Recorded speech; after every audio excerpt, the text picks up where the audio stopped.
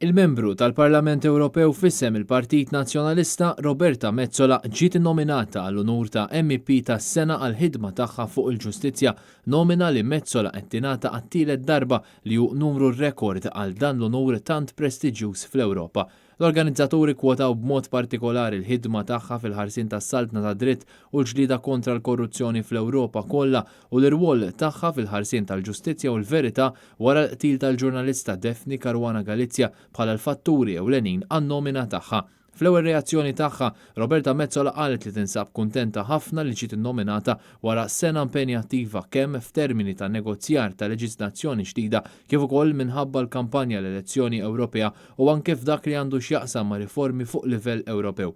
Huwa unur li wieħed ikun nominata għal dan il-premju prestiġjuż għat-tielet darba meta ġejt eletta għall-ewwel darba fil-Parlament Ewropew kont determinata li nuri li r-realtajiet ġeografiċi ta' Malta mhumiex ta' xkiela d-determinazzjoni tagħna bħala pajjiż jew bħala poplu, komplet tajt l-MEP nazzjonalista. F'messaġġ lil nisa żgħażagħ Mezzola qalet li tispera li n-nomina tagħha turi li hija s-saħħa tal-argumenti li hi l-iktar importanti u mhux il-volum tal-vuċi.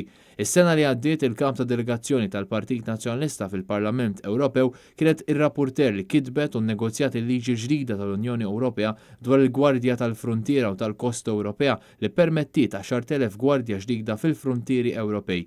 Mezzola ġiet eletta wkoll bħala l-ko-president tal-Korp il-ġdid kontra l-korruzzjoni tal-Parlament Ewropew. L-MEP diġà ingħatat il-premju tal-Europarlamentari tas-sena darbtejn oħra. Ir-rebbieħa f'kull kategorija jitħabbru waqt ċerimonja fi Brussell fil-25 ta' Marzu ta' din is-sena.